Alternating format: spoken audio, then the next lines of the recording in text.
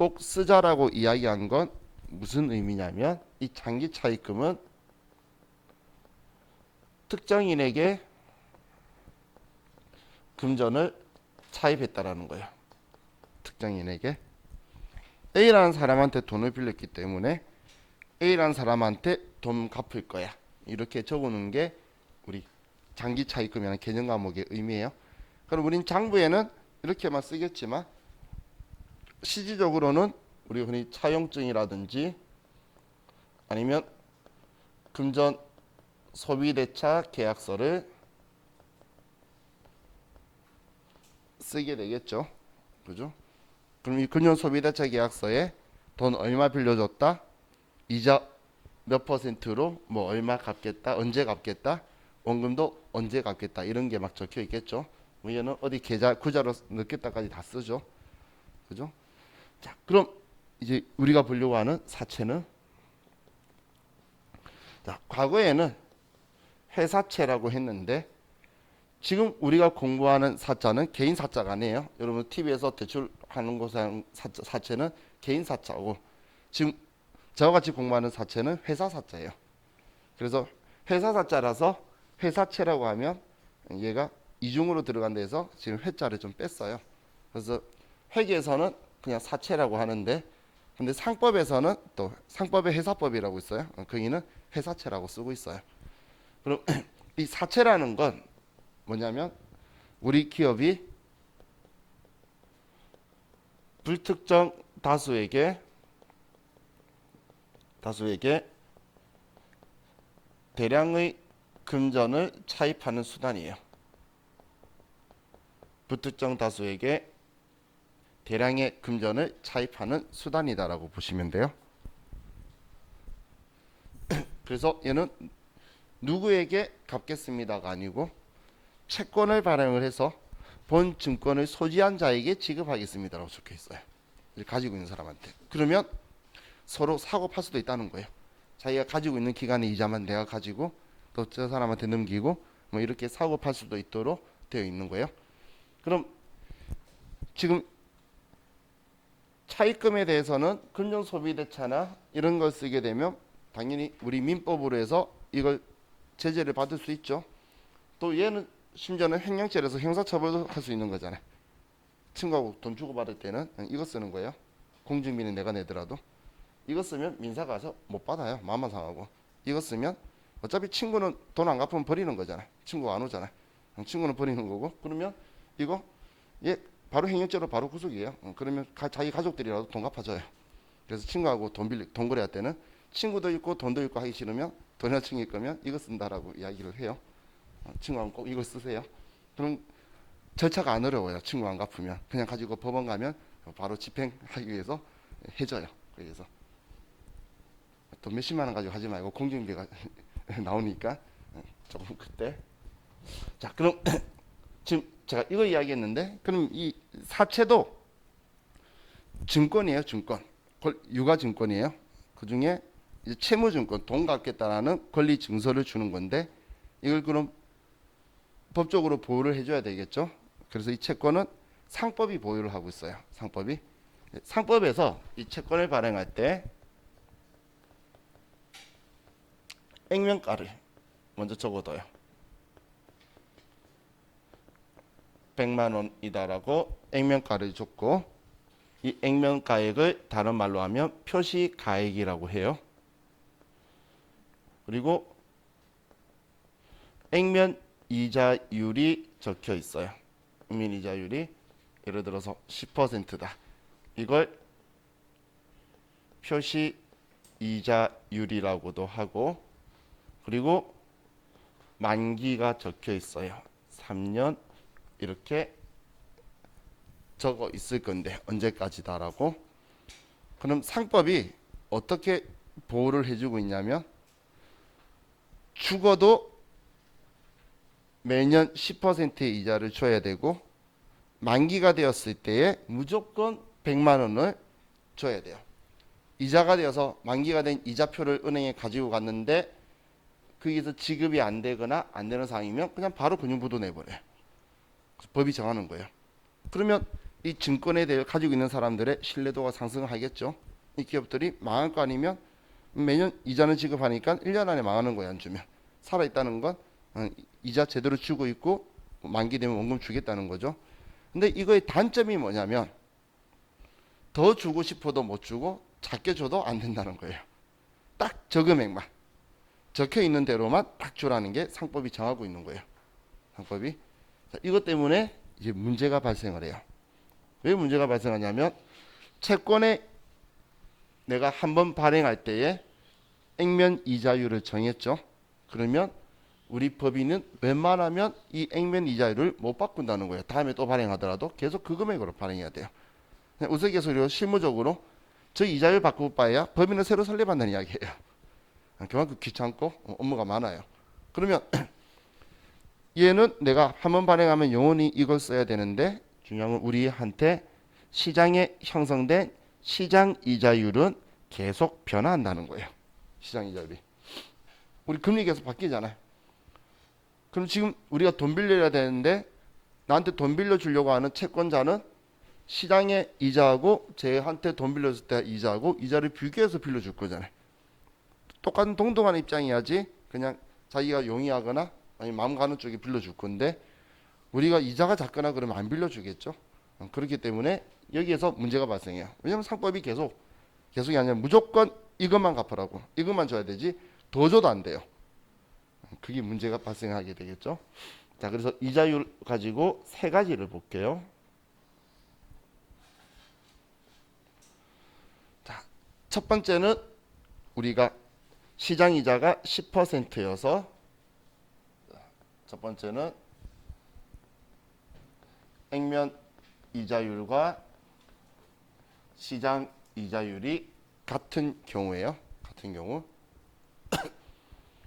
자, 그럼 우리가 돈을 빌릴 거니까 차변에는 빌린 돈이 들어와야 되고 대변에는 돈 빌린 거다라고 부채 계정 과목 써야 되겠죠. 그래서 사채를 발행했을 때 우리 비유동 부채 계정 과목이 사채예요. 사채. 차변에는 내가 빌린 돈이 들어올 거고 빌린 돈이 들어올 건데 자, 그럼 이 사채는 우리가 얼마 갚아야 된다고 했죠? 무조건 액면가를 무조건 갚아야 된다 그랬죠? 그래서 내가 돈을 많이 받던 작게 받던 장부에는 외부 이용자한테 내가 무조건 갚아야 되는 게 100만 원이니까 이 금액을 소실하지 않게 여기는 무조건 액면가를 써야 돼요. 자, 제가 지금까지 수업하면서 무조건이라는 표현 안 쓴 적 없죠? 무조건이라는 표현 저는 쓴 적이 없어요. 원칙적으로 이랬다가 예외 있고 항상 그런데 얘는 예외 없어요. 무조건 액면가를 써야 되지 액면가 안 쓰면 안 돼요. 많이 받든 작게 받든. 근데 지금 시장 이자와 액면 이자가 서로 똑같잖아요. 이자율이. 그러면 그냥 똑같은 동등한 대우를 받기 때문에 이때는 100만 원을 받게 돼요. 100만 원을. 이걸 액면 발행이라 그래요. 액면 발행. 저는 발행했을 때에 사채라고 쓰는 거는 돈 갚아야 되니까 부채라고 쓰는 거예요. 그리고 차면에 빌린 돈이 들어온 거고. 근데 이걸 사는 사람은 이걸 단기 매매 증권으로 분류하거나 매도 가는 증권 분류하거나 만기 보유 증권으로 분류한 거고. 우리 전에 유가 증권 이야기했을 때 발행하는 사람은 이렇게 쓰는 거예요. 그럼 사는 사람은 채무 증권으로 자기가 보유 목적에 따라서 만기까지 가지고 있을 계획이면 만기 보유 증권. 사장님이 도대체 뭔 생각으로 가져온지 모르겠으면 매도 가는 증권. 그건 사온 사람 입장이고 얘는 발행하는 사람 입장이에요. 자, 그럼 두 번째 시장 이자가 12%라고 볼게요. 12%. 자, 이번에는 액면 이자보다 시장 이자가 더 크다는 거예요.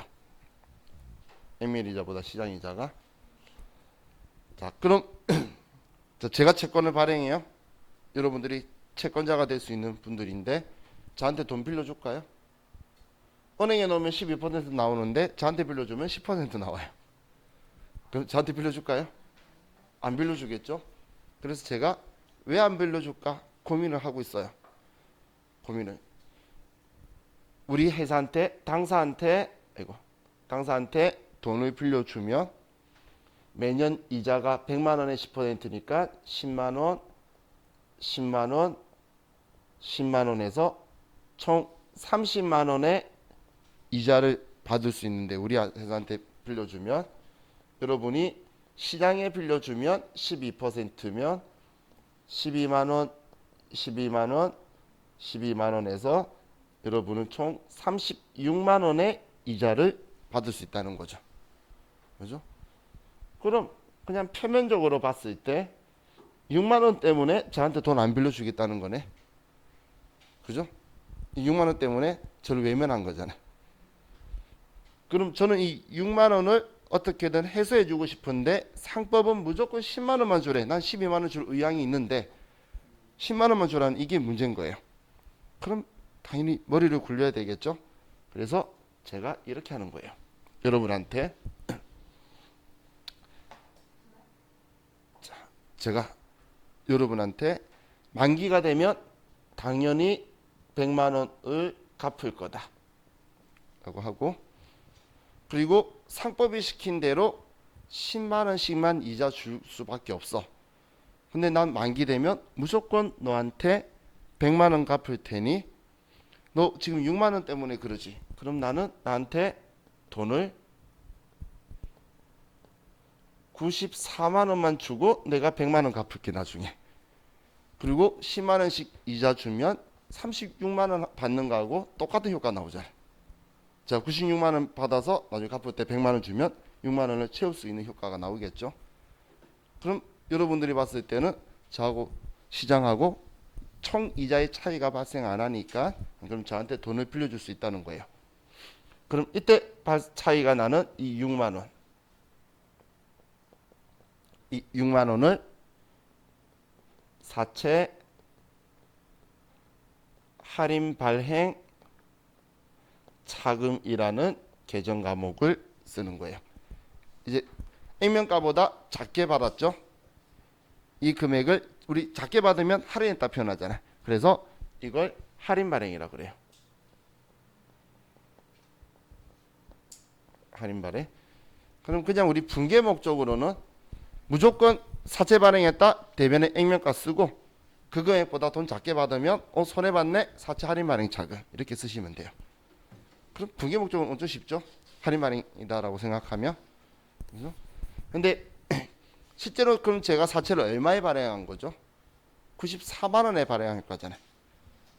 그런 건데 외부 이용자한테도 그렇고 우리 회사 입장도 그렇고 100만 원을 만기되면 갚아야 되기 때문에 이 100만 원이라는 금액을 소실하지 말고 그대로 두래요. 그런데 94만 원에 발행했다는 거 우리가 알 수 있도록 하려면 100만 원짜리 액면가인데 6만 원만큼의 얘는 사채 계정의 차감 계정이에요. 사채를 줄여주는 거예요. 100만 원짜리 발행했는데 4만 원 할인했어요. 그래서 94만 원이에요. 이제 부채다 보니까 대변이고 자리고 자기 자리고 얘를 줄여주는 성격으로. 그래서 얘는 사채 할인 발행 차금은 사채 차감 계정이에요. 그래서 사실 돈 받아 이 금액이라기보다는 100만 원인데 6만 원 차감 계정 달려 있잖아요. 그래서 94만 원이다라고 장부가액이 형성되는 거예요. 자, 성격도 이해가시죠? 자, 지금 제가 성격 이야기하는 건 이런 것 때문에 이야기하는 거고 분계는 그냥 액면가보다 작게 받은 거는 우리 손해보는 돈은 사채 할인 발행 자금이다 생각하시면 되고, 근데 손해봤다고 쓴 이 돈이 이 계정 과목이 사채를 줄여주는 차감 계정이구나. 그럼 얘 성격은 부채예요. 부채의 차감 계정. 자, 그럼 이제 이번에 할인 발행을 받고, 자, 이번에 8%가 시장 이자라고 볼게요.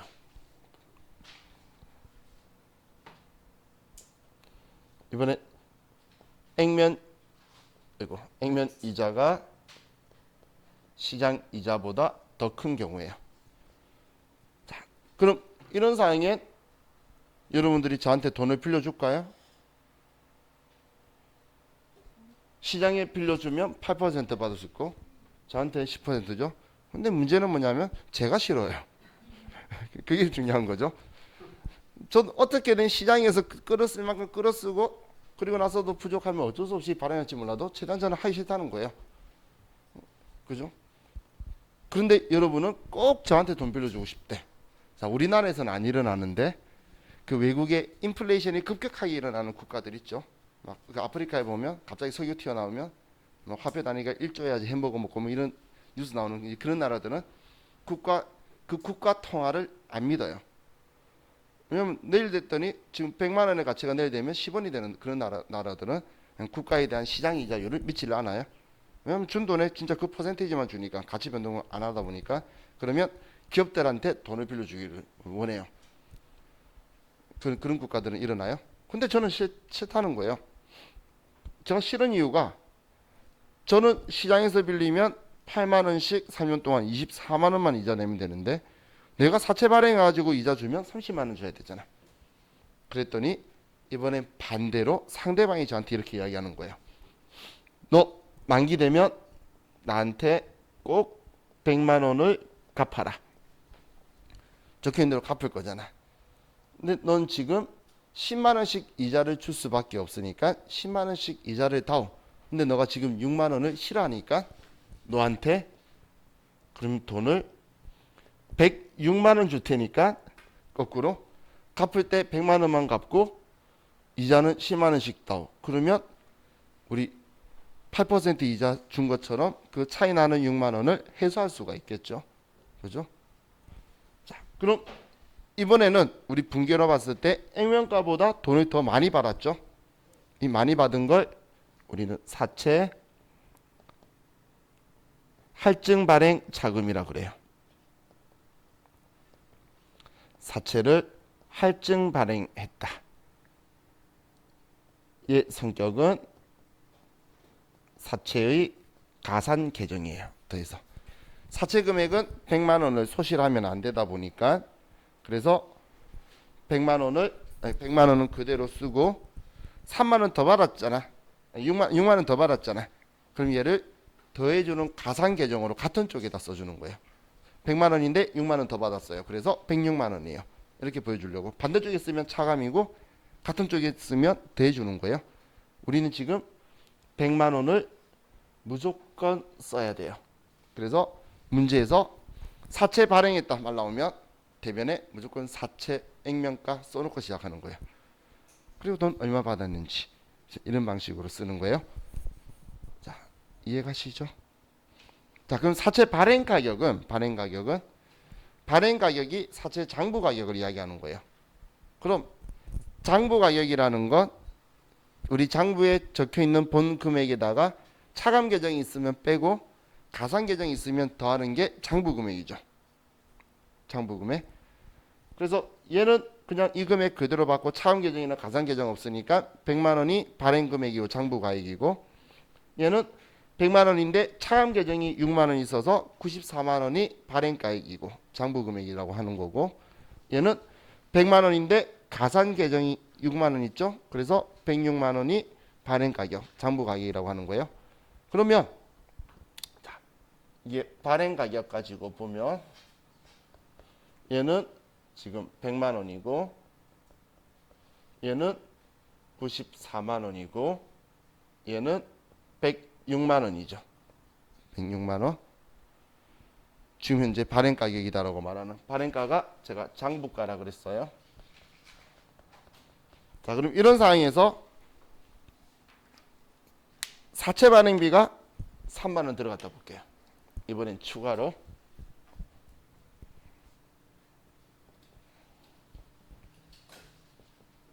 사채 발행 비용이 3만 원이 더 들어갔다고 해서 자, 이 분기에다가 3만 원씩 이제 사채 발행비 준 걸 더 섞어 볼게요. 자, 이 사채 발행 비용은 혼자 단독적으로 발생하는 건가요? 사채 발행해야만 나오는 거잖아요. 사채 발행 안 하면 사채 발행비가 안 나올 거잖아요. 실질적으로는 사채 발행비는 무조건 나와요. 왜냐하면 우리 금융기관 등록해야 되고 증권 인쇄해야 되고 인쇄비하고 다 나와요. 그럼 사채 발행비가 3만 원 들었다면 자, 첫 번째 액면 발행한 걸 여기에 사채 발행비 현금으로 3만 원을 썼어요. 그럼 이 사채 발행비는 사채 발행하면서 손해 본 돈이죠. 사채 발행 안 했으면 안 나올 돈이잖아. 그렇기 때문에 이 3만 원은 사채 할인 발행 자금으로 3만 원을 쓸 거예요. 액면 발행인 줄 알았는데 사채 발행비 때문에 사채 발행하면서 손해봤네 이렇게 생각하시면 돼요. 그럼 사채 발행 금액이 얼마가 되죠? 100만 원인데 차감 계정 생겨버렸잖아. 그래서 얘는 사채 발행비를 뺀 97만 원이 사채 발행가로 바뀌게 되죠. 차감 계정이 있으면 차감 계정 빼라 그랬잖아. 얘 지금 차감 계정 생겼잖아. 사채 발행 차감. 얘 관계 계정으로 생겨버렸죠. 그죠? 자, 그럼 이제 할인 발행 거 볼게요. 여기에 돈이 3만 원이 더 들어갔어요. 그러면 사채 할인 발행 차금은 얼마가 되죠? 얘가 9만 원이 되겠죠? 그죠? 그럼 사채 할인 발행 차금은 사채 차감 계정이라고 그랬잖아. 그럼 100만 원에 9만 원 차감한 금액이 되겠네요. 그럼 발행 가격은 91만 원이 되겠죠. 그죠? 그럼 할증 발행에서 내가 현금으로 3만 원을 줬어요. 3만 원 주면 발행비 있기 전에는 6만 원 이익이다라고 쓰는 거잖아. 할증 발행이라고. 그랬는데 지금 6만 원 이익인데 3만 원 빼면 3만 원으로 줄어들죠. 그래서 얘는 3만 원으로 줄어들게 되겠죠. 할증 발행 차금이. 원래 6만 원 돈 더 많이 받았었잖아. 근데 3만 원 발행비 주고 나면 3만 원만 이익이 되겠지. 그죠? 그럼 사채 발행 금액이 103만 원으로 바뀌게 되죠. 가상 계정이 3만 원만 되니까. 자, 지금 사채 발행하면서 들어간 돈은 사채 발행하면서 손해 본 돈이에요. 그래서 자, 여기 보시면 사채 발행 비용은 자, 이론에서 자주 쓰는 멘트예요. 사채 할인 발행 차금에 가산하고 사채 할증 발행 차금에 차감한다라고 나올 거예요. 지금 6만 원이었던 할인 발행이 발행비만큼 늘어서 9만 원 바뀌었잖아. 그죠? 가산했고 6만 원의 할증 발행 차금이었는데 사채 발행비 때문에 3만 원으로 줄었죠. 그래서 얘는 차감한다라고 적은 거예요. 자, 무슨 말인지 이해가시죠? 이 분계를 한글로 푼 거예요. 근데 또 다른 표현을 뭐라고 하냐면 사채 발행 비용은 사채 발행가액에서 차감한다 그래요. 전부 다 발행가액이 줄었잖아요. 그죠? 사채 발행비 때문에 3만 원씩 전부 다 발행가액이 줄었죠. 그래서 이론 표현할 때 사채 할인 발행 차금에서 가산하고 할증 발행 차금에 차감한다. 혹은 사채 발행 가격에서 차감한다. 이렇게 나오면 할인이든 할증이든 발행 가격에 차감한다면 정확한 지문이에요. 정말 말장난하기 좋죠. 그래서 정확하게 인지하고 계셔야지 무슨 말인지가 이해가실 거예요. 이해가실 거예요. 자, 이게 우리 사채인데 용어 하나만 설명드릴게요. 자, 우리 여러분 복습하실 때 235페이지하고 234, 235페이지하고 236페이지의 3번 양가로 3번 위까지는 공부하지 마세요. 우리 회계 이거 안 나와요. 세무 이것도 거의 안 나오는데 제가 세무 이거 뭐 하면 이거보다 지금 이건 가상의 숫자예요. 진짜 숫자를 제가 한번 보여주고 세무 일곱 가서 봐야 될 내용인데 오버해가지고 다 적어놓은 거예요. 이런 봐봐야 전혀 쓸모없어요. 양가로 3번부터 보세요. 양가로 3번부터. 자, 그럼 여기에서 제가 한 가지 용어를 알려드리겠다고 한 게 뭐냐면 자,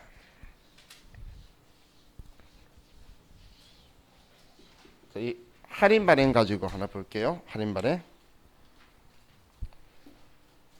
자, 우리가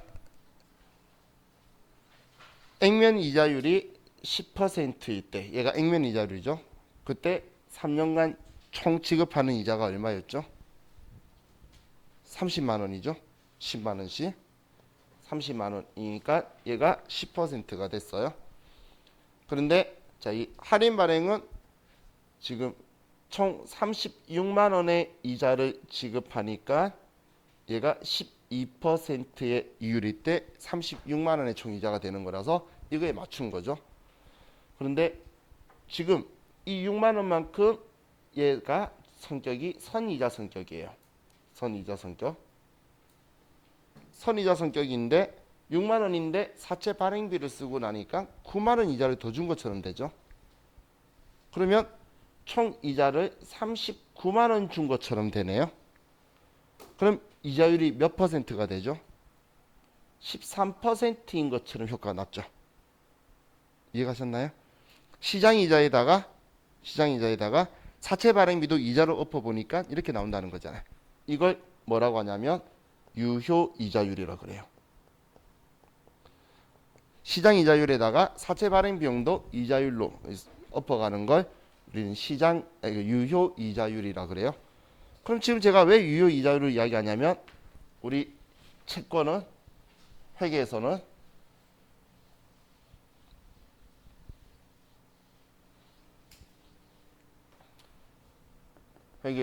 채권은 유효이자율법을 써요. 유효이자율법. 지금 발행하는 사채든 나중에 사는 만기 보유 증권이든 채권을 샀는데 매도 가능 증권으로 분류를 한 거든 전부 다 유효이자율법을 쓸 거예요. 그럼 이 유효이자율법이라는 건 우리 회계장부상에 이자 수익, 이자 비용을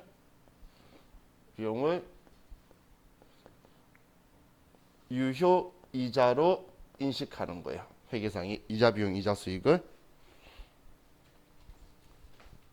그럼 이 유효이자는 뭐냐?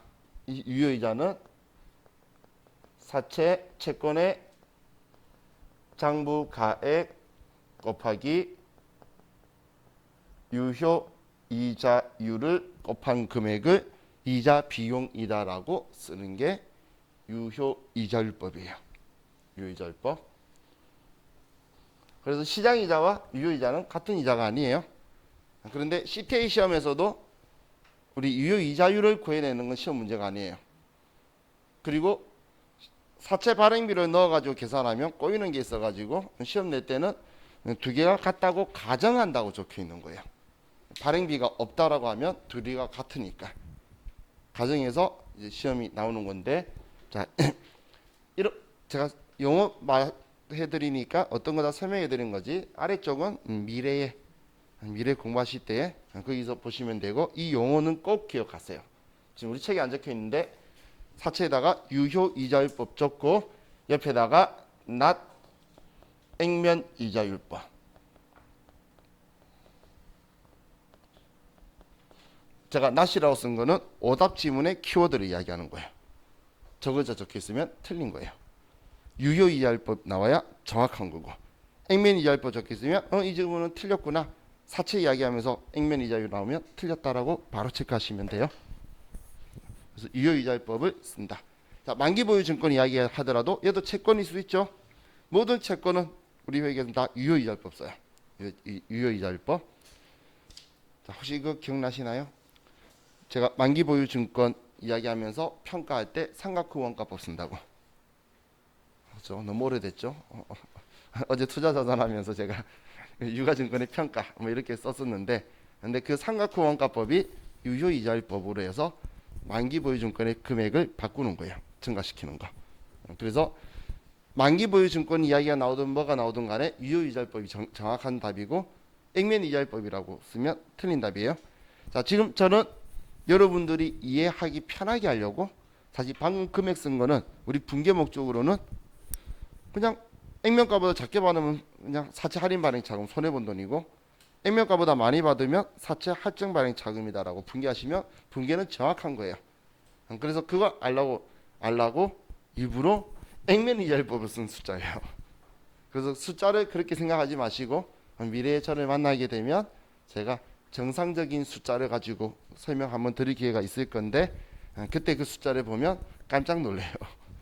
세무일급도 싫어요. 근데 시험 문제 나오니까 알려주는 건데, 그래서 여러분들은 그 숫자에서 정확하게는 보지 마시고, 하지만 또 나중에 공부하시다가 저 욕할까봐 액면이자율법 아니라고 해놓고선 설명했던 숫자는 액면이자율법을 써가지고 여러분들이 이제 나중에 미래에 그렇게 생각하실까봐 미리 제가 이야기하는 거고, 우리는 이거다 이렇게 기억을 하세요. 자, 이제 239페이지로 갑시다.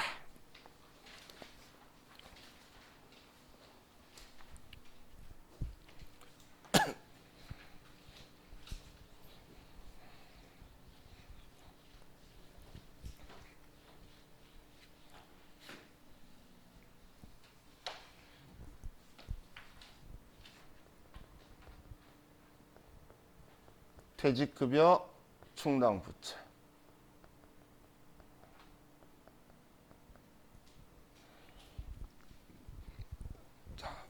퇴직급여 충당부채는 그냥 일단 간단한 개념으로는 이렇게 생각하시면 돼요. 회사가 직원의 퇴직금을 장부상에 모아두는 것. 회사가 직원의 퇴직금을 장부상에 모아두는 거다라고 보시면 돼요. 자, 그럼 얘는 어떤 방식으로 매년 모으는데 매년 기말에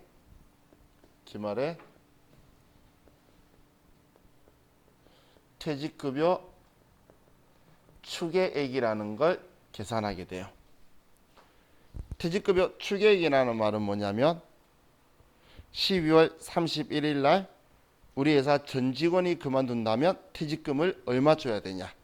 그 금액이 퇴직급여 추계액이에요.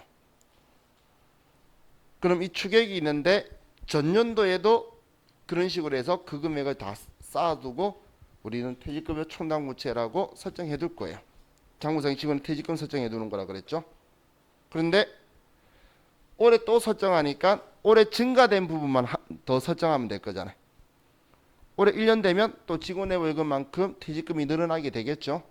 그래서 이건 전부 다 지급해야 될 금액이니까 여기에 우리가 남아있는 퇴직급여 충당부채 잔액을 빼줄 거예요. 퇴직급여 충당부채 잔액을. 그럼 이걸 빼면 올해 당기 퇴직급여 추가액이 나오게 될 거예요. 추가액이. 자, 예를 들어서 기말에 전 직원 퇴직금 지급할 금액을 봤더니 1억이에요. 그런데 퇴직급여 충당부채 잔액이 6천만 원이 있다 볼게요. 그러면 기말에 우리는 4천만 원의 퇴직급여 추가액이 나온다는 거예요. 자, 제가 용어 좀 이상하게 쓰는 것 같죠? 근데 시험에서 추가액을 주고 추계액을 줘요. 그럼 추계액을 주면 퇴직급여 충당부채를 빼서 4천만 원을 사용해야 되고 추가액을 주면 이 금액 그대로 쓰면 돼요. 그래서 추계액, 추가액 정확하게 구분을 해서 여러분들이 인지를 하셔야 돼요. 추계액, 추가액 글자를 정확하게 인지하시고 자, 그럼 자, 이거 설정은 어떻게 하느냐? 자, 기말에 증가된 이 4천만 원만큼 자, 우리는 원래 직원들 퇴직한 게 아니잖아요. 그만둔 게 아니죠. 그런데 왜 이 작업을 하냐면 우리 직원이 오래 근무했기 때문에 퇴직금이 늘어났죠. 자, 직원한테 급여 성격으로 주는 비용은 급여와 상여금과 퇴직급여예요. 직원한테. 그럼 이 퇴직급여는 오래 일했기 때문에 증가된 부분 있죠. 그거는 오래 발생한 비용이지 그만둘 때 발생하는 비용이 아니라는 거예요. 그러면 올해 이 직원 때문에 늘어난 퇴직금만큼을 우리는 회계 처리를 하는 거예요. 그래서 차변에 퇴직급여다. 지급 안 하는데 지급하는 것처럼 증가된 만큼 4천만 원을 쓸 거예요. 우리 월급 줄 때도 차변에 급여다. 대변에 돈 줬죠. 그것처럼 얘도 퇴직급여다. 얘는 비용이에요. 성격이. 이 비용 인식하려고 하는 거예요. 분계 목적은 사실. 그럼 대변에는 내가 비용 처리했다는 건 내 돈 아니야 라는 뜻인데 그럼 줘야지. 근데 퇴직금 기말에 주나요? 지금 그만둬야지 주지. 그죠? 그렇기 때문에 그럼 나는 내 거 아니야 라고 했는데 돈 안 주면 내 돈 아닌 걸 내가 가지고 있는 거죠. 내 돈 아닌 걸 가지고 있으면 그게 부채라 그랬어요. 그래서 이때 쓰는 개정 과목이 퇴직급여 충당 부채다. 금액은 4천만 원. 자, 이렇게 써둘 거예요. 그럼 이 직원이 언제 그만둘 줄 아나요? 정년퇴직까지 있었지. 우리 회사가 망할 때까지 있었지. 내년에 바로 같이 모르죠. 그래서 얘를 비유동 부채로 두고 있어요. 그래서 퇴직급여 총당 부채의 성격 물어보면 여러분은 이 생각하세요. 지금 언제 그만둘지 모르는데 비유동 부채다. 유동 아니다라는 거. 얘가 비유동 부채라는 걸 아냐. 이런 이론 문제도 나오니까 얘도 그렇게 생각하셔서 하시면 될 것 같아요. 자, 그럼 얘는 부채니까 대변이 자기 자리겠죠? 대변이. 그리고 부채니까 작년에 이만큼 6천만 원 있었는데 지금 잔액이 있었는데 지금 4천만 원 더 쓰니까 합쳐져서 1억이 되는 거예요. 그래서 추계액으로 계속 맞추는 거예요. 매년. 근데 직원이 이제 일하다 이번 기중에 그만둘 수도 있잖아. 그럼 이제 그만두는 거 볼게요.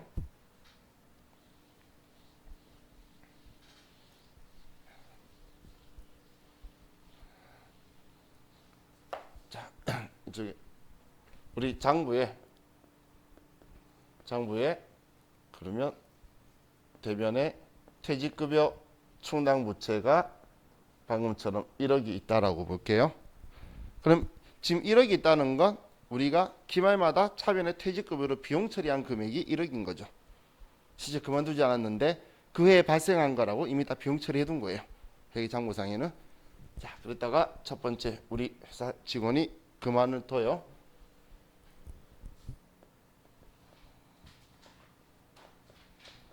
자, 우리 직원이 그만두면 우리는 뭐부터 확인해야 되냐면 직원 그만뒀을 때 제일 첫 번째 해야 될 일이 퇴직급여 충당 부채 잔액을 확인하는 거예요.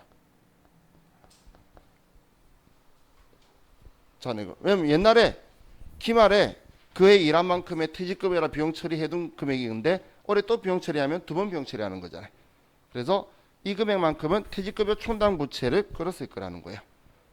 그럼 이번에 직원의 퇴직금이 7천만 원이라고 볼게요. 직원이 퇴사했는데 퇴직금이 7천만 원이면 1억 있으니까 1억 다 끌었으면 되겠죠. 7천만 원. 그럼 차변에 퇴직급여 충당 부채 7천만 원 끌어쓰고 대변에 현금으로 7천만 원을 지급하면 되는 거예요. 자, 그럼 우리는 대변에 퇴직급여 충당 부채 1억 적혀 있던 게 지금 퇴직금 주면서 7천만 원 줄였으니까 이 금액이 3천만 원으로 줄어들게 되겠죠. 정부에서는 반대쪽으로 끌었었으니까. 그죠? 자, 근데 또 직원이 퇴사를 하는데 퇴직금이 5천만 원이다라고 볼게요. 5천만 원. 자, 그럼 직원 퇴사하게 되면 제일 먼저 퇴직급여 충당 부채 잔액을 확인하라 그랬는데 보니까 3천만 원 있네. 그러면 3천만 원을 먼저 끌었을 거예요. 있는 거. 차변에 퇴직급여 충당 부채 3천만 원을 먼저 끌어쓰고 그럼 차이 나는 2천만 원은 이게 모자랄 수도 있겠죠. 왜냐하면 올해 일한 거에 대해서 1월 1일 그만두는 거 아니니까 퇴직금은 월할 계산으로 해서 계속 생성이 돼요. 월할 계산에서. 그렇기 때문에 퇴직금은 전기 말에 정리해 둔 것보다 더 많을 수밖에 없어요. 전부 다 그만둬 버리면. 그럼 이만큼은 이제 우리는 미리 비용 처리해 둔 거 없으니까 지금 비용으로 처리할 거예요. 퇴직급여라고 비용 처리를 할 거예요. 그리고 대변에 연금으로 5천만 원을 줬다. 그럼 3천만 원 있던 거 다 끌었었으니까 이제 금액은 잔액은 0원이 되겠죠. 이제 하나도 없어요. 하나도. 근데 또 직원이 그만둬요. 직원이 퇴직금이 3천만 원이다라고 보면 그럼 이제는 퇴직급여 충당 부채 확인했더니 잔액이 하나도 없죠. 하나도 없으면 차변에 퇴직급여 3천만 원, 대면에 현금 3천만 원이다. 이렇게 처리를 할 거예요. 자, 근데 지금 이렇게 쓰는 스타일 어디선가 본 듯 하지 않나요? 어떤 계정하면 할 때 봤죠? 감가상각 대손충당금. 그죠? 대손충당금 할 때 대손충당금 일단 끌어쓰고 오지라면 대손상각비 쓰고. 그죠? 그거 똑같잖아요. 그때 대손충당금의 자리는 어디였죠? 대변. 얘도 자리는 대변. 사용 방법 똑같아요. 그런데 그것 때문에 오해하시면 안 돼요. 얘는 부채니까 대변에 있고, 앞에 공부했던 대손충당금은 자산인데 자산의 차감 계정이니까 대변에 있었던 거예요. 그죠? 그 성격은 다르지만 사용하는 방법은 똑같다 보시면 돼요. 그렇게 생각하시면 틀림이 없어요.